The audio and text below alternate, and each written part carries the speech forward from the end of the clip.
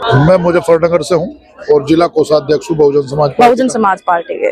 तो आप मुजफ्फरनगर से हैं, तो क्या कहना चाहेंगे आज के इस कार्यक्रम के बारे में, और क्या पोजीशन है उत्तर प्रदेश के अंदर उसकी भी बसपा पार्टी को लेकर बताइए आप।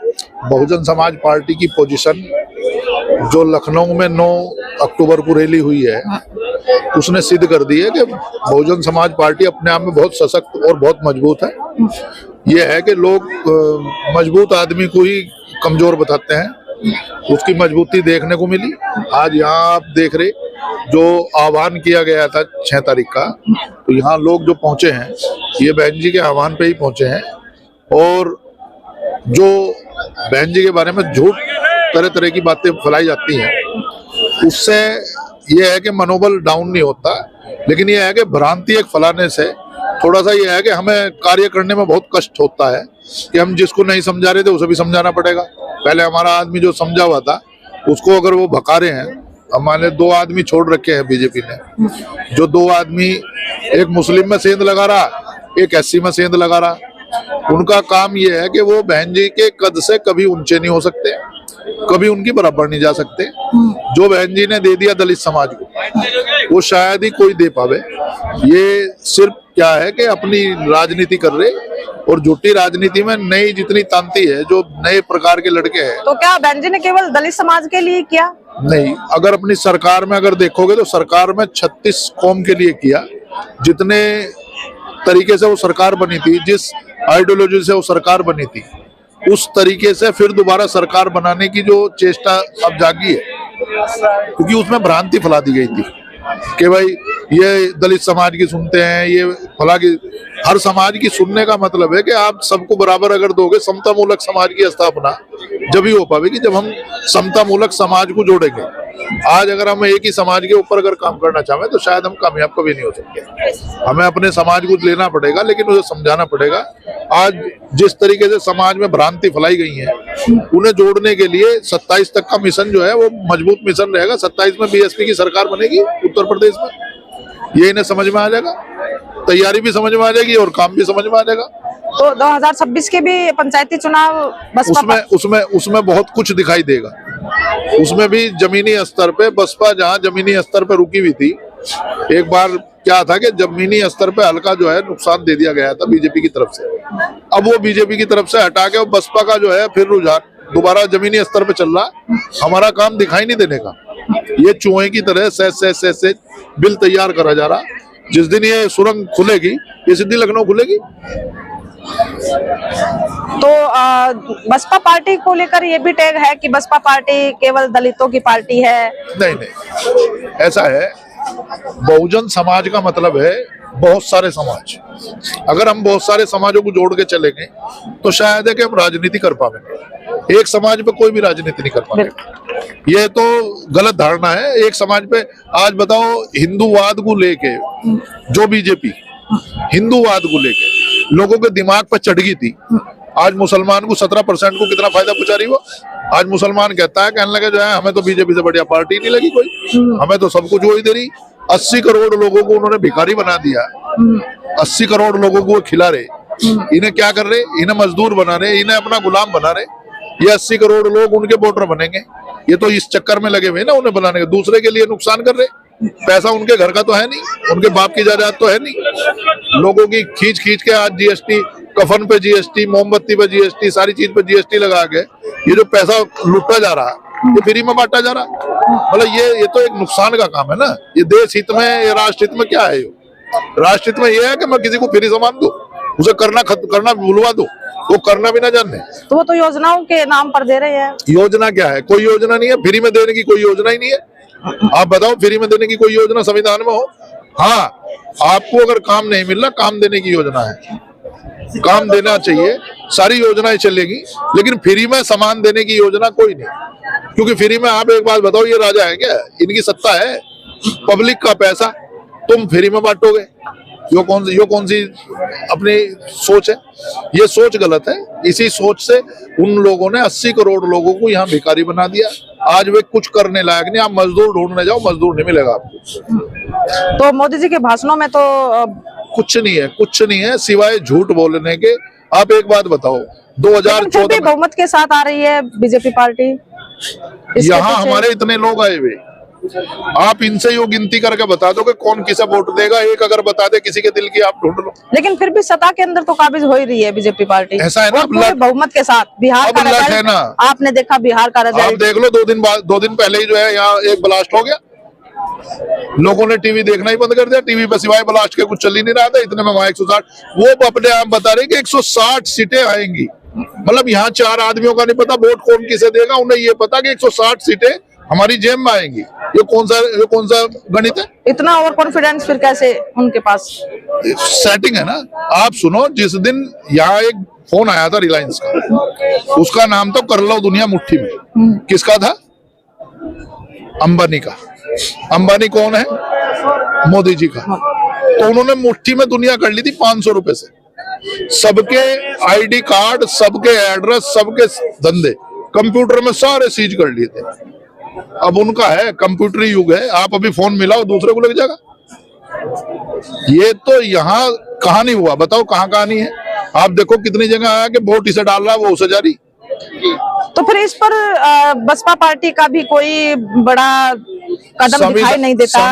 ईवीएम पर सवाल तो उठते हैं, लेकिन संविधान की रक्षा या संविधान पे चलना, संविधान में कहीं नहीं कहा गया कि सड़क पे लेट के आप जो है किसी को गाली दो या सड़क जाम करो। सड़क जाम करने से सबसे पहला काम होता है कि जो लोग आ रहे हैं उन्हें भी दुखी है। हम दूसरे को दुखी करने के लिए सड़क जाम कर रहे हैं। अब किसान यूनियन है, सरकार उसे बंद कर दे, एक दफा बंद करके दिखा दे। टोल टैक्स पे हमें तो चिट्ठी लिख के कहना पड़ रहा है कि रैली में जा रहे भाई हमारी गाड़ी पे से टोल ना लियो।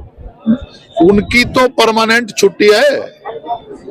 किसान यूनियन टोल पे को निकल जावे, उसका टोल नहीं लगता। बीजेपी के बड़े बड़े नेता टोल उसका कार्ड लेके घूम रहे। ये तो यहाँ की एक सिस्टमेटिक, हर सिस्टम में बदलाव जिसमें लाना चाहती थी, आज बदलाव नहीं है। बीजेपी ने जो कहा था वो बदलाव नहीं। बीएसपी का शासन आप उठा के देखो, किसी अधिकारी से पूछो, वो बतावेगा कि वास्तविकता में शासन था। तो फिर भी बसपा का जो जनाधार है वो लगातार किस जनाधार, जनाधार के लिए ही तो इन्होंने इसे छोड़ दिया। अब बताओ, जिसकी औकात नहीं है उसे नगीना से सांसद बनाया गया। आज लखनऊ की रैली कराने के बाद मुजफ्फरनगर में बाहर के लोगों को बुला के रैली करके दिखा रहे। भाई मुजफ्फरनगर में आप रैली करके दिखा रहे, रैली लखनऊ में करते ना। तो बोल रहे हैं मान्यवर साहब कांशीराम जी के नाम पर कुछ नहीं है, धोखा दे रहे। मूवमेंट यो है, युवा काफी प्रभावित है उनसे। भड़का दिया ना। अब एक बात सुनो, युवा को बहकाने के लिए 17 से 27 तक का जो बच्चा होता तो है, युवा तो पढ़ा लिखा शिक्षित है, फिर क्यों? शिक्षित ही तो धोखा देगा। अनपढ़ जितना है आप बसपा से हटा के देख लो, अगर हट जा। युवा जो भी है सब 15। तो क्या ये बसपा पार्टी का वोट बैंक उधर गया है? वोट बैंक हाथी पे जाएगा, ये तय है। इसको नहीं बदलने का कोई, इस निशान को याद रखेगा। बाकी रही कोई आगे कुछ ही बनाओ जाओ, कुछ ही कहो जाओ, वो चलता रहेगा। मतलब ये है कि हर आदमी को हाँ करता है आदमी, लेकिन जो उसका दिल है, बस वो एक ही चीज से नाराज रहा, जिस पर बहन जी ने कदम उठाया है। उसका एक ही था कि बहन जी आ नहीं रही। अब जैसे ही निकलना शुरू हुआ फिर उत्साह बढ़ गया। सिर्फ एक ही चीज रही और कुछ नहीं रहा। तो आज बहन जी के लखनऊ के अंदर भी बसपा का ही बड़ा कार्यक्रम है और यहाँ पर भी तो बहन जी नहीं पहुंची किसी भी कार्यक्रम में। इसके पीछे का इसके पीछे का कारण ये है कि देखना है कि हमारा आदमी आता है नहीं आता है। अपनी एक चेष्टा रहती है कि मैंने अगर किसी को बुलाया है, मेरे आने पे आ रहे या नहीं आ रहे लोगों में उत्साह खत्म हुआ या बन गया। वो उस तरीके की एक टेस्टिंग है और ये टेस्टिंग करते रहना चाहिए। लोगों के बीच में जाना भी चाहिए, अपना संदेश भी पहुंचाना चाहिए। हमारे इस मोमेंट के लोग ही गद्दार निकले जो आज बीजेपी में बैठे। नरेंद्र कश्यप क्या नहीं दिया? तो क्या वो कैडर के कार्यकर्ता है? कुछ नहीं, कैडर यहाँ से लेके वहां बेच दिया। किसी ने धोखा नहीं दिया, बसपा को धोखा ही बसपा के लोगों ने दे दिया, जिसका तो कारण है बताया जाता है कि बसपा में तो कैडर के लोग जुड़े हैं, तो फिर उन लोगों जो हैं वो रुक रहे। लेकिन जो लोग सत्ता के लोभ में, आज आप कहाँ जाओ गिनती गिन लो, बीएसपी के छठे हुए सही, जो जिन्हें बहन जी ने धमकाया खूब, जिन्हें देखा कि पार्टी में सही काम नहीं कर रहे, वो आज बीजेपी में बैठे। उनका बीजेपी में काम चल रहा है, क्योंकि बीजेपी को आप देखिएगा, बीजेपी मतलब उनके यहाँ ईजी से धुल जावे आदमी। वो हमारे यहाँ बेईमान था, यहाँ लूट कर रहा था, वहां जाके वो बिल्कुल सच्चा हो गया, क्योंकि उसे ईजी की मशीन में को निकाला और बाहर कर दिया। तो आज बसपा को तो उनसे छुटकारा मिल गया, ये होगा कि नए लोगों को पैदा कर रहे, नए लोग जुड़ रहे। लेकिन उन लोगों का भविष्य बीजेपी के वहां तक है जहां तक वे खड़े, वहां उन्हें अपनी औकात का पता चल रहा। स्वामी प्रसाद मौर्य को क्या नहीं दिया, विपक्ष का नेता रहा। नसीमुद्दीन सिद्दीकी को क्या नहीं दिया, 10-10 मिनिस्ट्री रही। आप और जितने गिन लो, आप कितने लोग हैं। बसपा को छोड़ के जाने वाला यो नीला आसमान है। बसपा को छोड़ के जाते हैं वो बस नीला बेकार हो जाओ, उसमें तो एक जैसे कहते हैं नील पड़ गया, ऊपर नीली पड़ जा। उसकी तो स्थिति वो हो जा कि वो ना वहां जी सकता और ना यहाँ फिर वो आ सकता। तो 2027 की क्या कुछ तैयारियां चल रही हैं उत्तर प्रदेश के अंदर? बढ़िया रहेगा, उत्तर प्रदेश में सरकार गठबंधन में बनेगी। चुनाव लड़ेगी बसपा पार्टी? हाँ बढ़िया। गठबंधन में गठबंधन में नहीं लड़ने की, अकेले लड़ेगी। अकेले है, सामान बहुत है। ये तो यह है कि इसे संजोना था, अब संजोने का काम चल रहा, काम चल जाएगा, कोई दिक्कत नहीं आनी। आपके 27 में सरकार बनेगी। क्योंकि जब भी चुनाव होते हैं, चाहे बिहार के हो या हरियाणा के हो, जहां जहां चुनाव हुए वहां पर जो अनदर विपक्ष की जो पार्टियां हैं वो बोलती हैं अगर बहन जी गठबंधन में आते तो शायद हम बीजेपी को सत्ता से बाहर कर देते। बहन जी गठबंधन में नहीं आ रही है, इसलिए समाज को नुकसान हो रहा है। इसका मतलब हमारे पास बहुत बड़ा सामान है ना, ये तो मान गए भाई। हमारे पास इसका मतलब बहुत ज्यादा सामान है, जो हमारी जरूरत अगर पड़े, अगर हम चले जाए तो वो सत्ता से बाहर कर देंगे। हम अपने आप ही करके दिखाएंगे, यो काम तो हम खुद ही करेंगे। ये तो सिर्फ ये है कि आदमी सच बोलता है। अब उनका कहना है कि बहन जी गठबंधन नहीं करती, अगर गठबंधन कर ले तो ये हो जाएगा। अरे भाई हमारे पर डंगा है, हमारा निशान इतना बड़ा, जब चले धरती हिलावे और आपके चिंगाड़े गाती। बहुत धन्यवाद। आप भी बोलेंगे क्या? नमस्कार जी। अच्छा आप भी मैं मनोज कुमार, मुजफ्फरनगर से, जिला पूर्व जिलाध्यक्ष,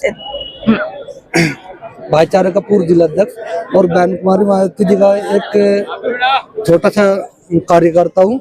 और मेरा यही कहना है सभी लोगों से, देखो बहन जी ने 9 तारीख में दिखा दिया, सबसे ज्यादा से ज्यादा सब की नींद उड़ गई उस दिन, जिस दिन बहन जी बोली, चिंगाड़ मारी बहन जी ने।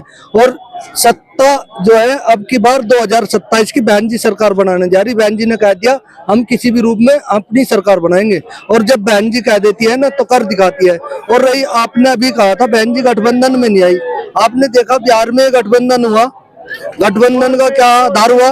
और जो बहुजन समाज पार्टी है वहाँ पे बैंक वोट बढ़ाई है, बिहार में घटा नहीं है बैंक वोट। अगर बहुजन समाज पार्टी जहां भी चुनाव लड़ती है वो सत्ता अभी 2007 में अपनी पूर्ण बहुमत से सरकार बनाई थी बहन जी ने, और जो 2027 में हम सरकार बनाने जा रहे हैं बहन जी के निर्देश पर।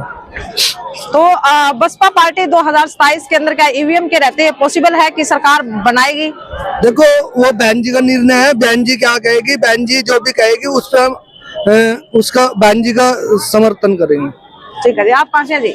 जी मैं यूपी से अयोध्या जिला का अमानीगंज का बहुजन समाज पार्टी का सेक्टर अध्यक्ष हूँ। अच्छा जी।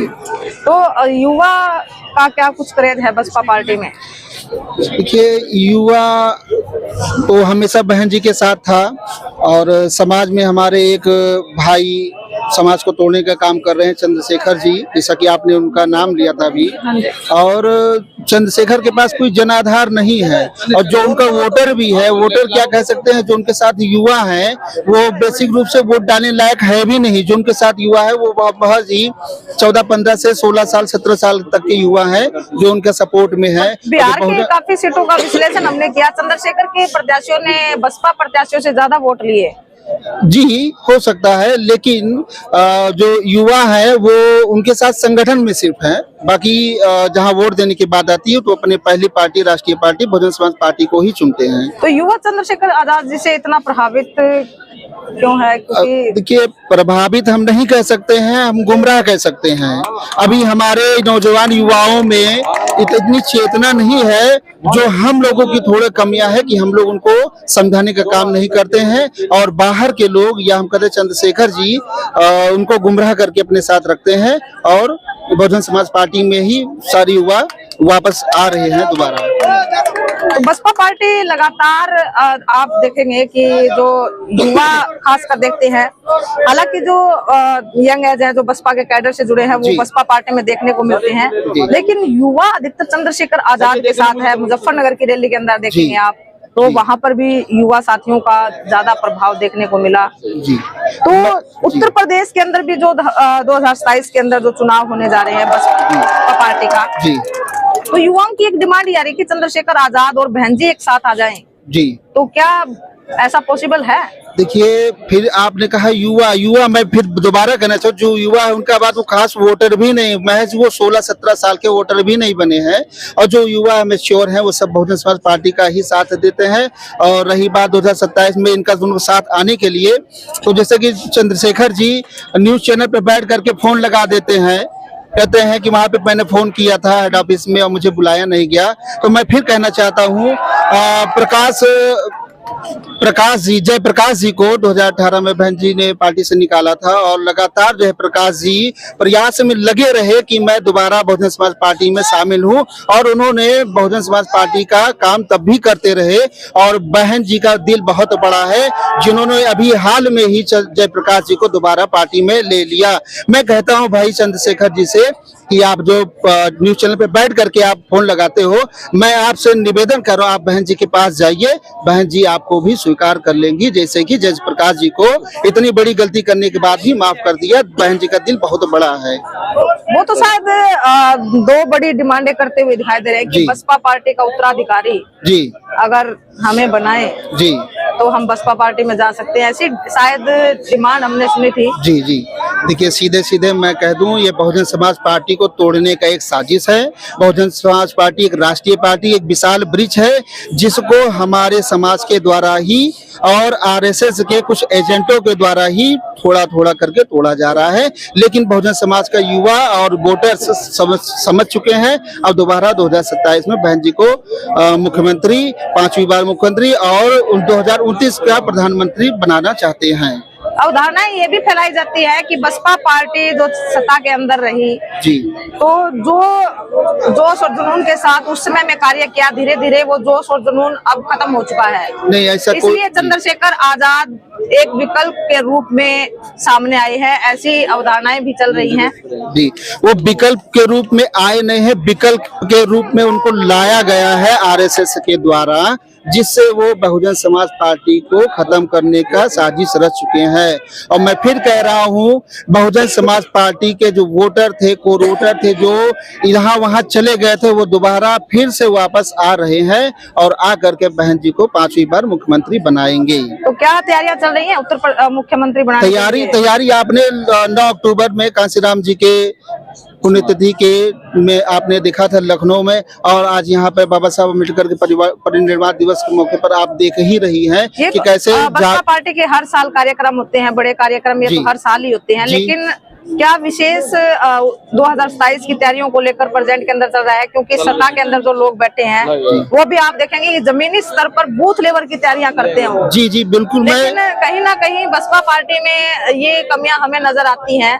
तो अभी अगर ऐसा ही चलता रहा तो शायद हम नहीं कह सकते कि हम 2027 के अंदर सरकार बनाने में कामयाब होंगे। जी बिल्कुल। देखिए, मैं बहुजन समाज पार्टी का छोटा सा सिपाही हूँ, जो अयोध्या जिला के अमानीगंज का सेक्टर अध्यक्ष हूँ, और मैं बहुत ही निष्ठा ईमानदारी से अपने सेक्टर में हमारे 12 बूथ है, हर सेक्टर में जा करके मैं SIR फॉर्म को कंप्लीट कर रहा हूँ, अपने वोटर को समझा रहा हूँ, अपने वोटर को बटोरने का काम कर रहा हूँ। और निश्चित ही हमारे समाज के जो भी पदाधिकारी हैं बूथ लेवल के, सभी लोग एक्टिव होकर के इस कार्य को करें और बहुजन समाज पार्टी के वोटर को बचाने का काम करें। SIR को लेकर भी काफी बवाल चला हुआ है। क्या उत्तर प्रदेश के अंदर भी जो आप देखेंगे बिहार के अंदर काफी लाखों की संख्या में वोट करे, तो क्या यही समस्या उत्तर प्रदेश के अंदर भी हो रही है? क्योंकि आप देखेंगे कि जो प्रवासी मजदूर है उन लोगों को कैसे आइडेंटिफाई किया जा रहा है? मैं यहाँ पे चुनाव आयोग को मैं कहना चाहता हूँ कि देखिए, चुनाव आयोग